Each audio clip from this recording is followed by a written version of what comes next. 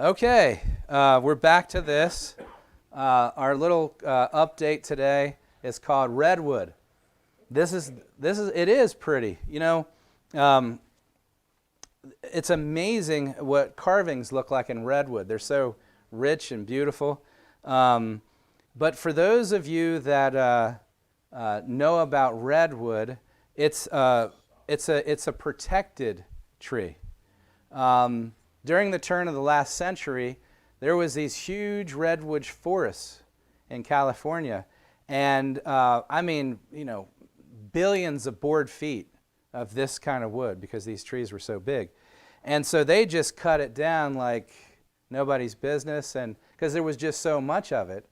And then one day they realized that, you know, because this is a product right here that even though it grows extremely quick, in order to get to the large sizes, like this came out of a piece of tree like that, it takes hundreds of years. And so to replenish it is just long periods of time. But this piece of tree right here, this piece of redwood, came out of a tree that we're going to show you here in a minute. Thank you.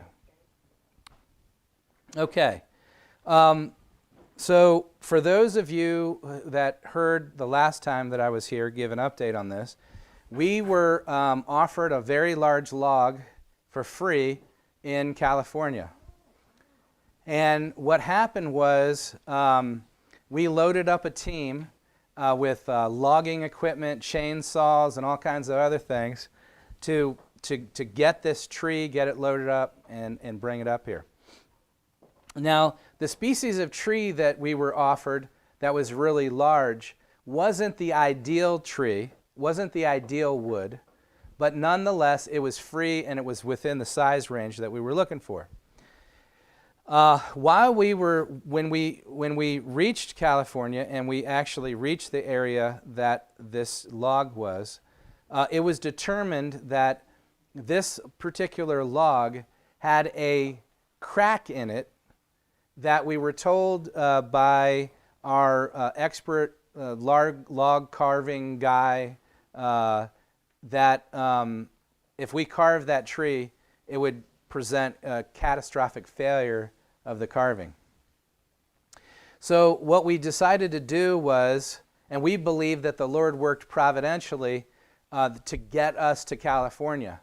You know, because I don't know about you guys, but I've never had a real desire to go to California, to be honest with you. Okay? And so the Lord had to do something to get us in the car to go down there. Yes. So we got down there. No offense to anybody here from California, okay?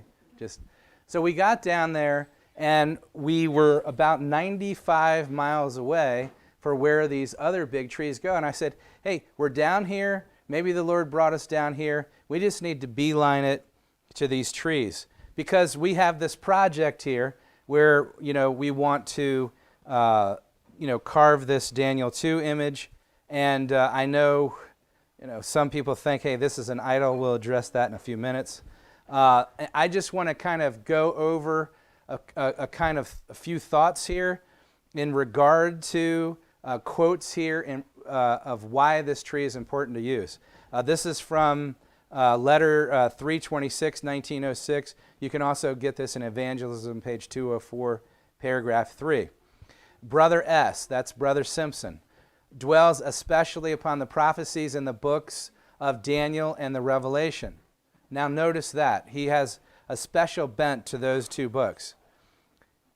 He has small representations, large representations of the beasts spoken of in these books. These beasts are made of paper mache, and by an ingenious invention they may be brought at the proper time before the congregation. Thus, he holds the attention of the people, while he preaches the truth to them. Through this effort, hundreds will be led to a better understanding of the Bible than they ever had before. We trust that there will be many conversions. So hundreds are what? Brought to a better understanding by the use of these visual aids, right?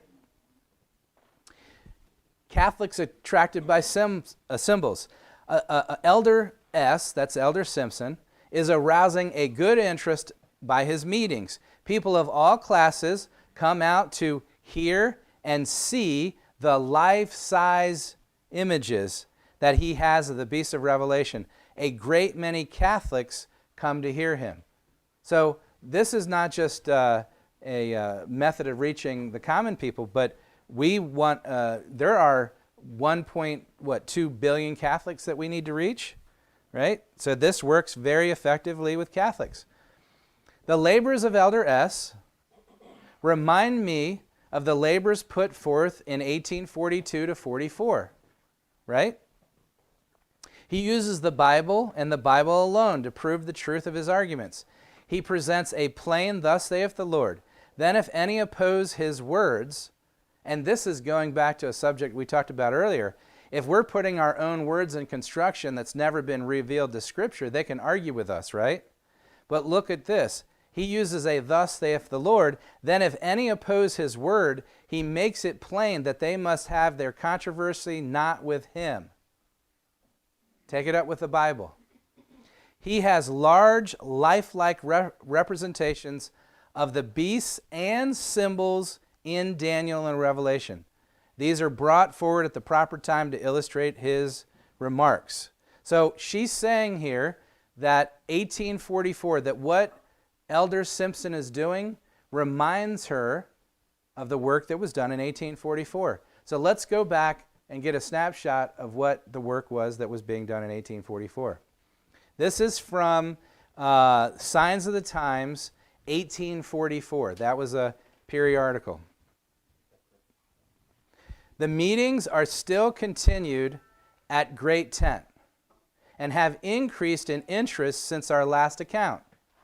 The congregations were much interested. Brother Fitch lectured in the afternoon, briefly going over the 2nd, 7th, and 8th chapters of the prophecies of Daniel, the rise and fall of the 4 universal kingdoms that were to precede God's everlasting kingdom, was illustrated in a very impressive manner by the aid of a carved image. Is that what we're talking about doing? Amen. A carved image representing the one described in Daniel chapter 2, verse 32 and 33.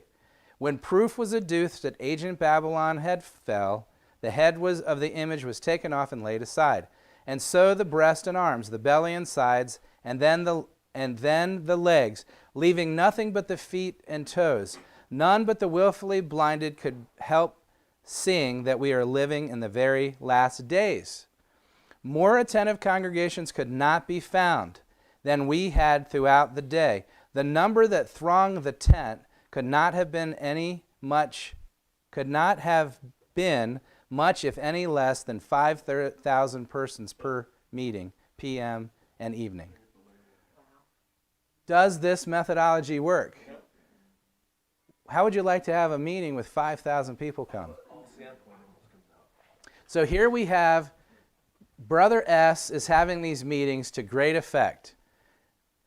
The way that he's conducting his meetings is reminiscent of 1844. This is what was happening in 1844, right? But notice this quote. The Lord has been working with Elder S. Who's been working with him? The Lord, teaching him how to give to the people the last warning message. Do you get that? What's his methodology? He's using the Bible alone with very few words, and he's using large symbols, images, and all this kind of thing to educate to the people. And we're being told here that the Lord was working with him, teaching him how to give the people the last warning message. Now, how many people want to be part of giving the last warning message? Well, if the Lord was teaching Elder Simpson how to give the last warning message, shouldn't we be following his methods? Yes or no? Absolutely. And so we went on a trip. Now, we didn't have a cool little bus like that, but we ended up here, right on the coast in California. How many people have ever been there? Massive trees, aren't they? massive trees. And so we come over the mountain range down into the east side. Actually, east side. I'm from the East Coast, so the coast is on the east. We come on the west side of the mountain range, and we're coming down over the mountain range, and we pull off on the side of the road because as soon as we crested the top of the hill and that climate change hits, where that moisture is coming off the coast there, the very first thing we see is, boom, these big trees. So we pulled over and we could use that one, that. I mean, they're everywhere, right? So here these trees are. Here's an image for those of you who haven't seen how really gigantic some of these trees are. Now, this is an old growth tree, and these trees are protected. And you think that's big? Look at this one. Wow. That's absolutely huge. I'm not even sure that if somebody gave us a tree like that, we'd even be able to handle it, right? I mean, that's just really big. Okay, that's huge. But what happened was, providentially, the Lord led us to this place. Now, this right here that you see is a place that we went to. It's on a piece of property. This is one of the remnants of one of these old growth trees that had come down years before. And so the only way that you can cut down one of these giant redwoods when they reach a certain size is you have to get a permit. Now, we were in a place called Humboldt County. Is that how you pronounce it? Yeah. Sort of like the squid, Humboldt squid. And we're in Humboldt County, California.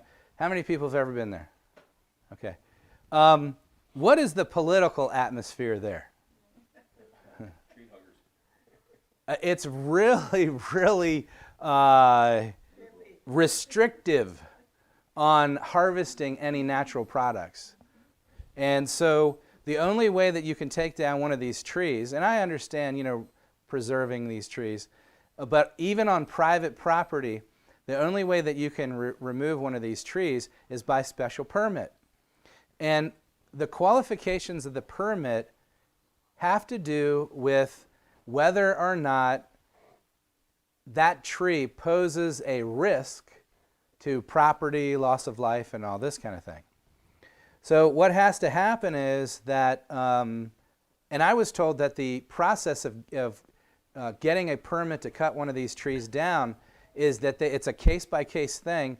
And in some instances, if you have a structure and the tree is right next to the structure, and somebody says, well, this tree is going to damage my structure, the structure goes. The tree has more rights. But what happened was we contacted very, very many tree service companies in the Humboldt County area to find out if any of them had on their schedule or docket a tree similar to what we wanted that was scheduled to be cut down or had been cut down. Well, we felt that this was a providential leading because the day that we found out there was a crack in the tree that we went for, at the time that we were going through this experience, at that very time, this tree that we knew not about was being cut down and felled because of special permits were being met. And we were told by the tree service that it's very rare for one of these to come about. But the very day that we went there, it was happening. And so that's myself and the guy that cut the tree down. There's Jason here, right here to the left, taking a picture. So we're making our way up to the site where the tree is that had been felled the day that we drove up there. And this is the next morning. And here is the tree. It's laying on the ground. You can see the mass of it. What's that? He said he measured it at 7 feet. So that's the log laying on the ground. That is the log from a wider viewpoint. That's Tyler, my son, climbing up on it. This is the stump right here. with Jason up on there. And there's Jason and Tyler on the log. And there's Lorna. Okay. You got the same pose. There's Jason taking pictures there. And you can't see Sharon. She's in between Jason and the tree service guy. And so this right here, on the way to look at the tree, that's another carving right there.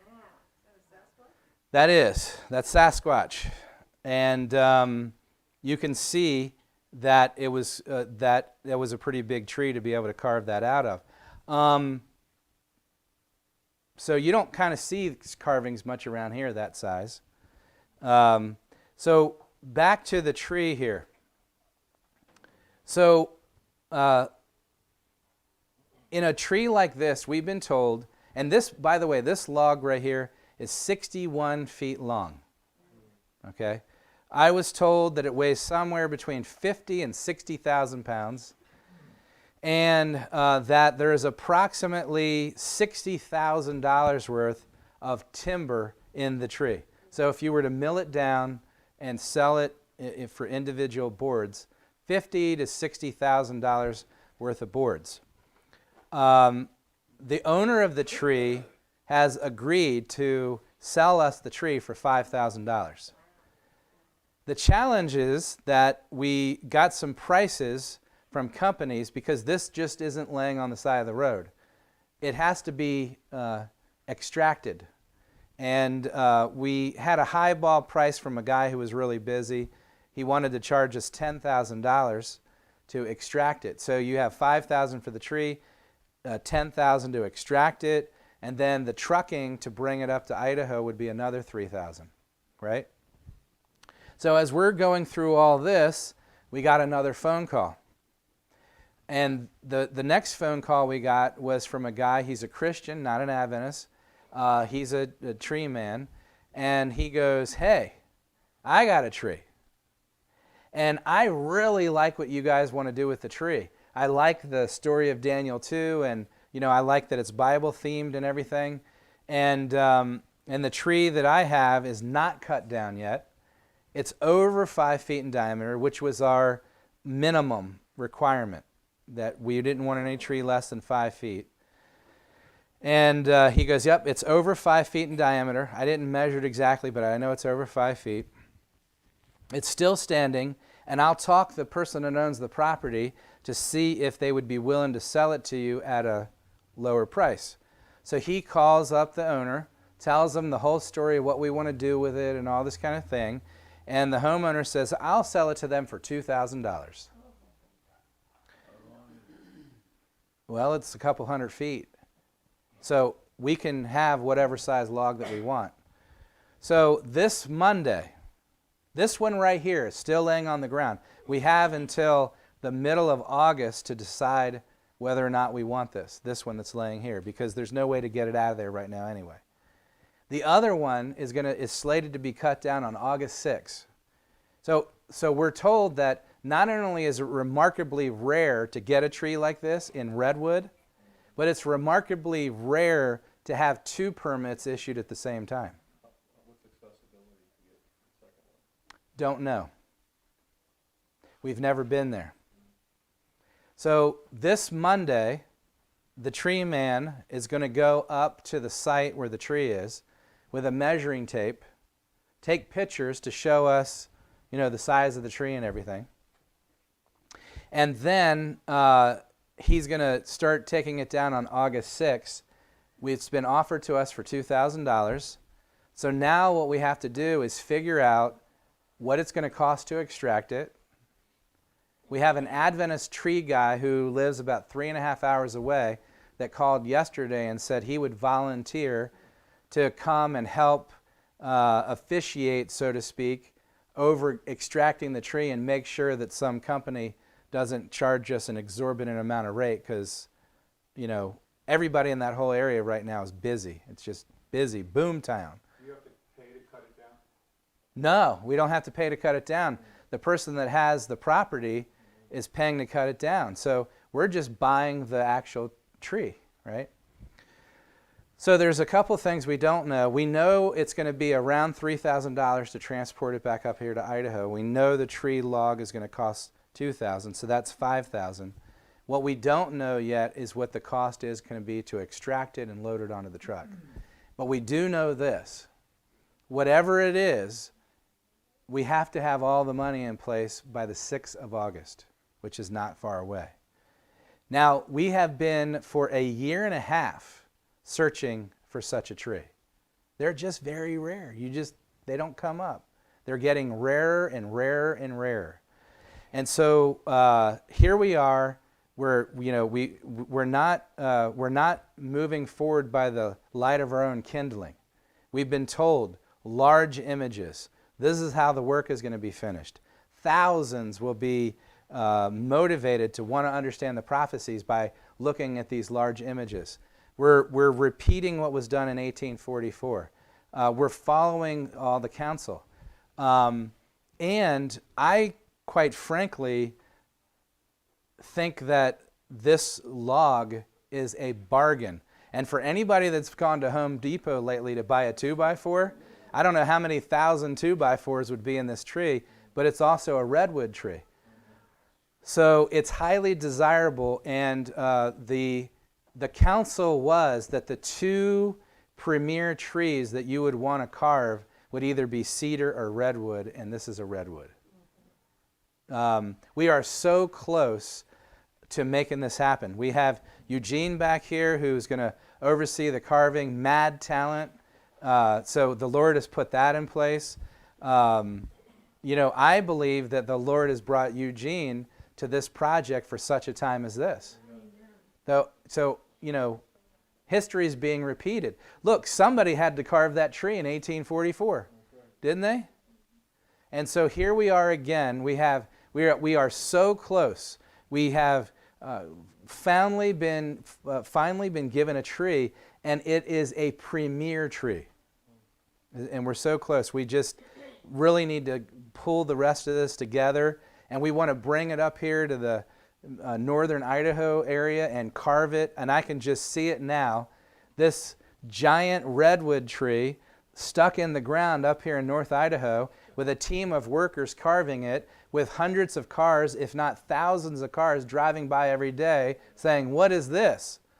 And having a sign there in a little parking lot where they can pull over and say, "Hey, come and ask questions and see what this is going to be." By the way,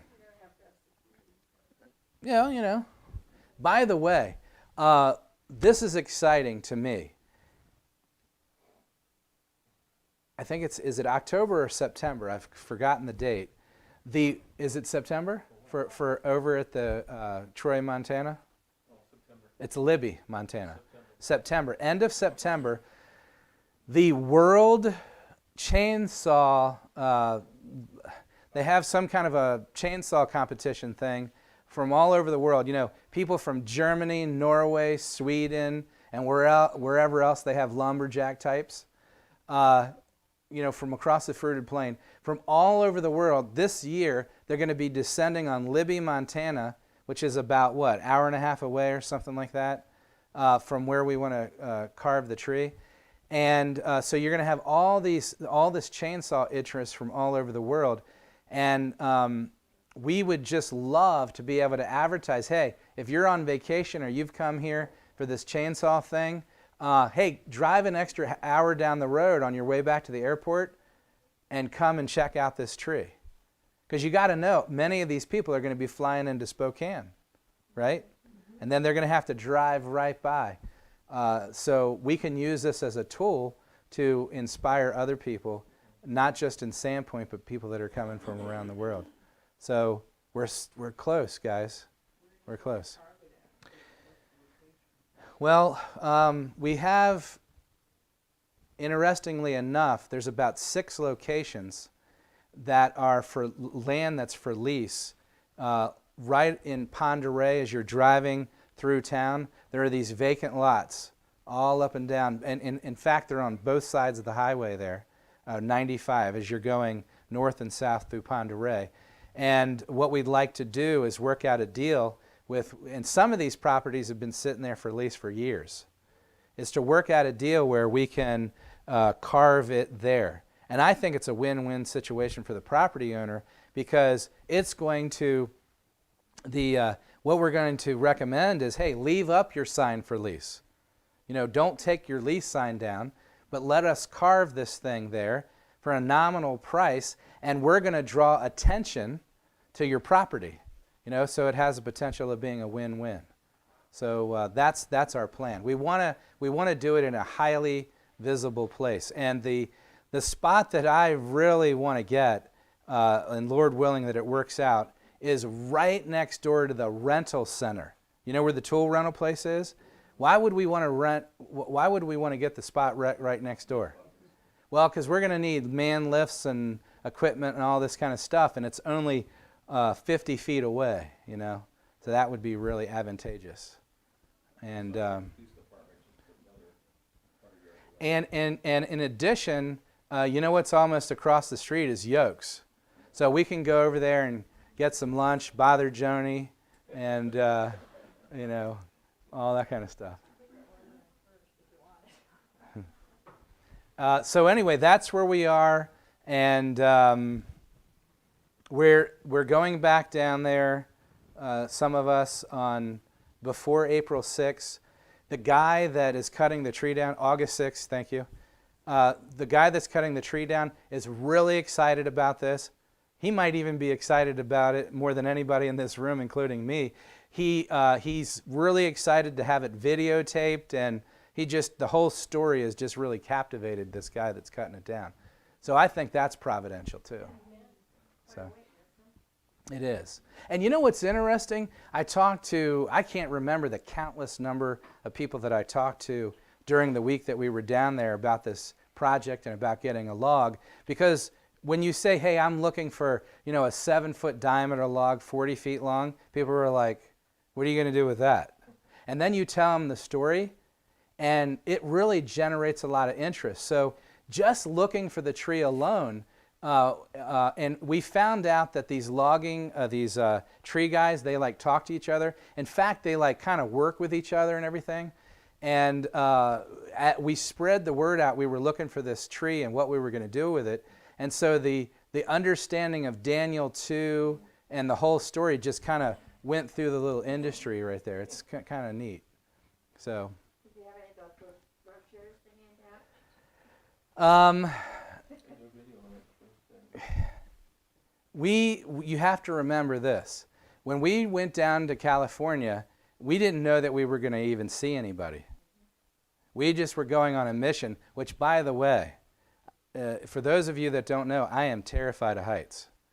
And and when we had to go to look at where the other tree was, it was in a canyon. It was in a one-way box canyon.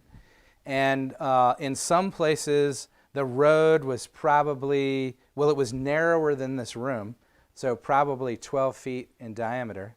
And so on one side, it's straight up. And on the other side, it's straight down, like 300 feet. And there's no guardrail or anything like this. And I almost wore the paint off the side of the vehicle, rubbing up against the canyon on the right side, because I was so close.